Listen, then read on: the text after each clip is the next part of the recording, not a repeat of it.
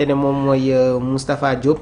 La procédure de levée de son immunité parlementaire jot nañ ko engagé dans le cadre d'une affaire de détournement de 700 millions de francs CFA dans laquelle il a été cité par l'inspectrice du Trésor ki nga xamante ne moom mooy Tabaski Ngom.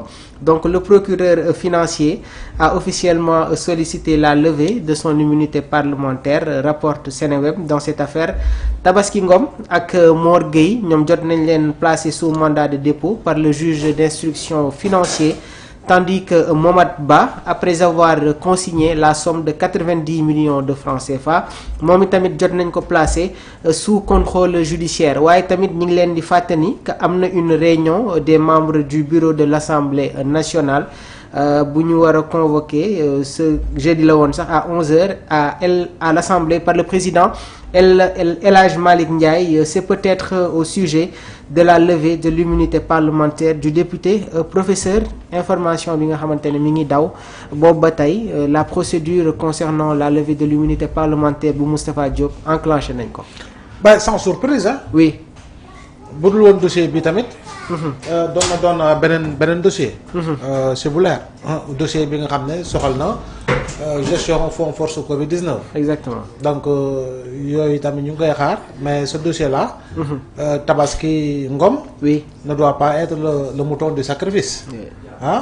donc même si wàllu boppam gannaaw am na loo xam ne def na ko ba ñu teg ko loxo. te mu. Malheureusement il était appelé à une brillante carrière. Quoi qu'on puisse dire malheureusement nag dugg na si yoo xam ne da nga maam. nu mu gérer alal goo xam ne askan wee ko moom. lu du sa dërëm nga dërëmu jàmbur la. askan wi moo ko bokk ñoo ko bokk nga war ko nga jël ko tas nu nga ko tasee. effectivement ñu saisir Moustapha Diop. donc Moustapha Diop si tam comme à l'image de tous les autres Sénégalais sont justiciables. dañoo war a lever immunité parlementaire am comme nu ñu lever immunité parlementaire Farba Ngom. D'accord. Parce que comme on est à l'ère de la reddition des comptes et j'insiste la reddition des comptes. si boppam dañ ko war a déglu. Quel est son niveau de responsabilité? Quel est son niveau d'implication pour avoir été le ministre de tutelle de Tabaski Ngom si li nga xam ni moo soxal ministère bu mu yoroon ak Tabaski Ngom fu mu nekkoon ACP si wàllu direction. Très bien alors fan yi ñu génn sax am na tamit ay audio yoo xamante ne mi ngi doon circuler ba ñu bëri foog ne nekk Tabaski Ngom la moo doon yëkkati yile kàddu di justifier wu concernant tamit peut-être am na tort boo xamante ne jot nañ ko teg sur sa personnalité yi. Bon oui encore une fois moom mu justifier wu. devant le peuple sénégalais, justifier ou devant ses amis, ça n'a pas d'importance. Elle est appelée à se justifier devant la justice. Oui. Donc justice moo yor dossier bi. si kanamu justice lay justifier wu te justification encore du wax. justification ay pièces comptables la. Exactement. yaa ngi dégg. li nga wax dërëm bi fu mu jaar ak fan la dem fan la dugg fan la génn fan la dugg loolu moo si am solo. waaye taxaw di justifier wu nii rek si loo xam ne da nga doon liggéey si alalu askan wi mais pour man amul sens. Très bien. da nga koy justifier si kanamu yoon en montrant véritablement les preuves. si li nga xam ne mooy sa niveau de culpabilité ou sa niveau d'innocence. par rapport ak li nga xam moom lañ lay reprocher. Très bien alors ñu bëri tamit di poser wu la question concernant sortie bi nga xamante ne tamit peut-être le ministre de la justice ñi ngi ko doon xaarani mu yëkkati ay kàddu sur ce dossier gannaaw ba mu ko jotee woon def sur l'affaire Farba donc si wàllu boobu tamit ban lecture moom bon nga si ministre de la justice encore une fois mu wax mu bañ a wax c'est lui qui saisit l'opportunité pour wax ou bañ a wax kenn mënu ko fa forcer wax loo oui li nga xam ne moom acte administratif lay def acte administratif weesuwul procureur bi laaj la ko yow ministre bi nga saisir Assemblée nationale parce que yaa war a saisir Assemblée nationale c'est un acte administratif. li stop nag après Assemblée nationale moo koy liggéey comme procédure bi ni ñu ko defee ci Farba Ngom. noonu tam lañ koy defee ci kii nga xam ne moo di Moustapha Diop de bout en bout pour aller en plénière par la suite et boucler la boucle en allant dans le sens de voter pour la levée de l'immunité parlementaire de ce dernier. Encore une fois. munoo làqatu ci malaan kër laay wala làqatu ci benn forme d'immunité. Immunité ne veut pas dire impunité encore une fois. Immunité ne veut pas dire impunité. kon boog képp ku ñu tudd ci dara ak koo munti doon ak loo munti yor. justice bu la solaat war ñu jaare si yoon bi nga xam ne mooy tax dëgg bi mën a feeñ pour ñu xam ku nekk lan nga laal ak lan nga laalul ndax yaa def wala yaa deful yow la ñu war a teg daan si loi yow la ñu war a teggi daan si loi loolu encore une fois liggéey justice la. Très bien alors professeur ñu tàmm di gis dans le champ politique des personnalités yoo xamante ne ils veulent s'inscrire noonu laa koy tuddee maanaam nekk au service du peuple am maaraanu kiiraay yi sur certains dossiers te gis nañ ne que la manière bu ñuy dindee li nga xamante ne moom mooy immunité bii nii c'est pas quelque chose de très compliqué. non oui. lever immunité parlementaire dëgg dara compliqué wu ci.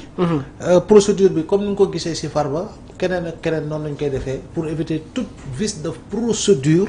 ci li nga xam ne moo soxal immunité parlementaire bañ naan violé nañu loi wala violé wuñu loi. saisir par le garde des Sceaux. président assemblée convoqué la conférence des leaders wax di entériner. commission de loi am lu mu dugg ñu dem ci li nga xamu di fal commission ad hoc ñan ñoo koy composé ñu déglu ku ñu war a déglu ku ñuy déglu bu ko neexee muy yónni benn collègue am mu taxawal ko comme bu doon mooy avocat am commission boobu après décider ndax dañuy dem plénière bu dee dem nañu plénière bi ku nekk yëkkati kàddu wax li ngay wax ñu woote ñu xool ndax levé nañu wala levé wuñu jeex na. Très bien. amul leneen levé immunité parlementaire moom. dégg nga moom jafewul léegi nag. li ñu si moytandiku mooy lever immunité parlementaire boo xam ne la cay xeeñ politique lay doon. alors que fii lu ñu fi lever gum amul luy xeeñ politique. la cay xeeñ te muy xeeñ ba ñëpp ni xam ne mi ngi xeeñ. du lenn lu reddition des comptes. jëm si alalu askan wi encore une fois. Très bien alors professeur sur la reddition des comptes yi tamit gis nañ ne que jamono ji sur le plan juridique il y a des actes yoo xamante ne que ñu ngi koy poser alors yaakaar nga ni que cette fois-ci dina am un aboutissement concernant lépp luy jëm sur la bonne gouvernance. C'est une nécessité absolue et c'est une demande des Sénégalais qui ont voté massivement au premier tour de la présidentielle en octroyant à Diomaye 54%. C'est une demande forte de ces Sénégalais également qui ont voté pour donner la majorité absolue à Pastef avec 130 députés sur les 167. Donc nekkoon na loo xam ne thème de campagne la woon engagement de campagne la woon. te au-delà d'être thème et engagement dafa war a nekk une routine dafa war a nekk loo xam ne buñ koy def sax warul sax kaddu yi sax war see bari parce que c'est le cours normal des choses. D'accord. mais ku yow boutique sax boutique ko koñ. ñoo fa fekk ñuy kii. ñu ngi koy waxatee. fàtte naa sax moo ba. ñuy calculer lu nekk ci boutique ba. lu dugg lu génn lu nangam. ñaata yoon inventaire mu ngoog. ñaata yoon. boutique ndaxam boutique bi sax dañuy def inventaire mastamaat nag ñu dénk la ay milliards yoo xam ne askan wi moo ko moom. lu léegi nag kenn du ko saytu.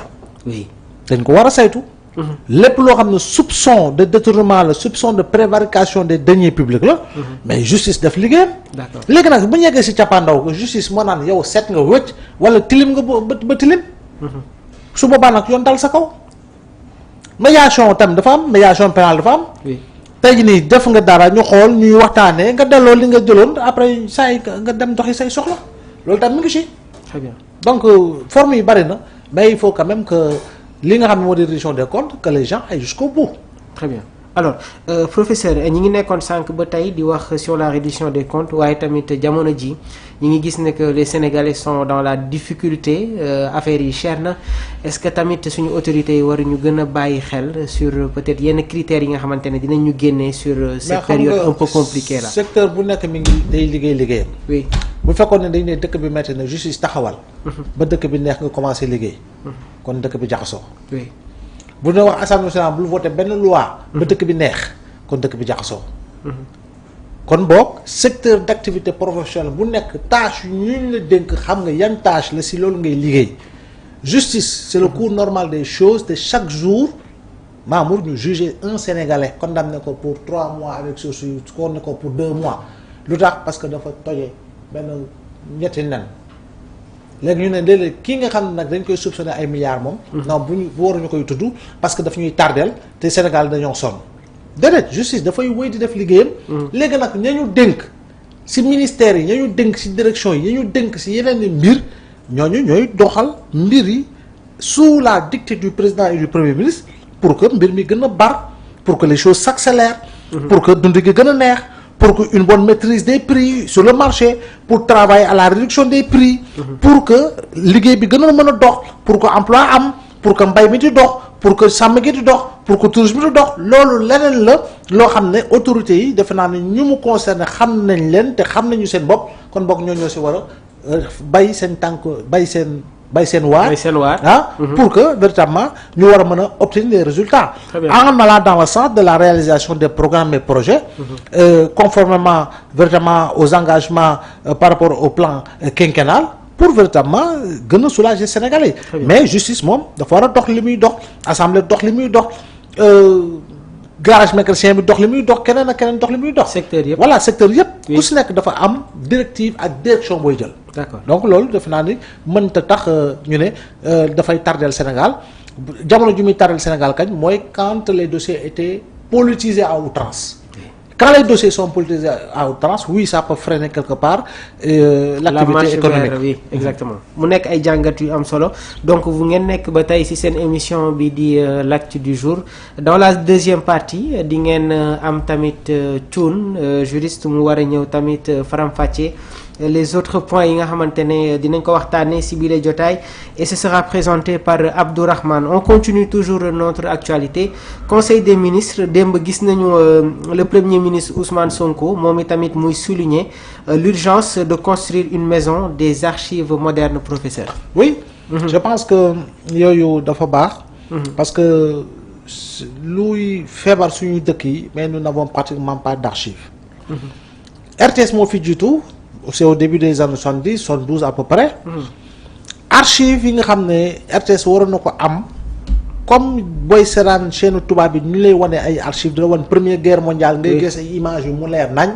ngay seetaan deuxième guerre mondiale mu am ay images ngay seetaan guerre de Yougoslavie et cetera ngay gis Tchernobyl avec l'accident bi fa amoon ak yooyu demee noonu jamonoy URSS.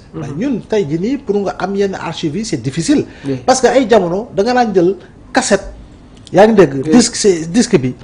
nga gis ñu utiliser ko muy image bu ñu war a denc ñu enregistré waat ci kaw ba la ñu jëloon mu waroon nekk archive mu effacé wu. ay jamono noonu la woon. donc je pense que tey jii nii même boo soxlaa yenn images yi.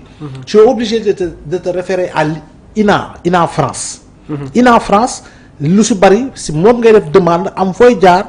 pour que ñoom ñu mën la jox yenn images yi. boo ñëwee itam si li nga xam ne mooy yenn liggéey yi parce que si suñu liggéey journaliste def nañu ay articles yu bari il y a fait 10 ans ça fait 15 ans sur des événements majeurs qui ont marqué l'histoire politique du Sénégal. te yooyu da nga daan dem archive nationale. bu ñu demaan archive nationale yi tamit di nga gis yenn archives yi mais la nga soxla dëgg-dëgg si archive mu gën a yaatu tam doo ko am. te booy xool tey nii si tu cherchais par exemple ay archives concernant les événements de décembre 62 je donne juste un exemple parce que c'est jamono yàggul tuuti ñu ngi doon célébrer l'anniversaire du décès de Mamadou Dia Maodo journal bi ngay gis mooy des copies du journal Paris Dakar donc de si at yooyu ba 1960 jëm kaw yëpp ba événement 67 événement 68 ba au début des années 70 avant l'arrivée du soleil li nga doon gis yëpp journal Paris Dakar moo ko doon bind donc ñun tey jii bu ñu demee ñu ne ok dañuy teg loo xam ne archive moderne yi la. effectivement dafay nekk mémoire de notre propre histoire te mémoire ku ko amul. doo si sa wàllu taarix pour nga xam foo jóge ak fan nga toll ak fan nga bëgg a jëm dafay jafe te dafay créer les conditions d'une acculturation à tout niveau et à toutes les échelles donc sur le plan de l'histoire je dis bien sur le plan de l'histoire par rapport ak taarix bi. sur le plan du profil historique. de certaines figures par rapport à la géographie ak yu demee noonu effectivement dafa am loo xam ne dafay manquer donc ñun dañoo war a liggéey dans la conservation véritablement de nos archives liggéey si liggéey goo xam ne effectivement daañu si mën a kii def boo demee Institut fondamental d'Afrique noire di nga fa fekk ay archives yu yàgg mais ba tey des na par rapport à la conservation parce que bu mu si munti doon dafa am nañu koy conserver da ngay dem si dëkk tubaab yi ñu génn la archive boo xam ne ça date de 1905 ça date de 1898 ça date de 1735 aujourd'hui boo buggee xam l'un des premiers journaux français sinon le premier sax boo xam ne unam boo demee di nga ko mën a gis c'était la Gazette le journal La Gazette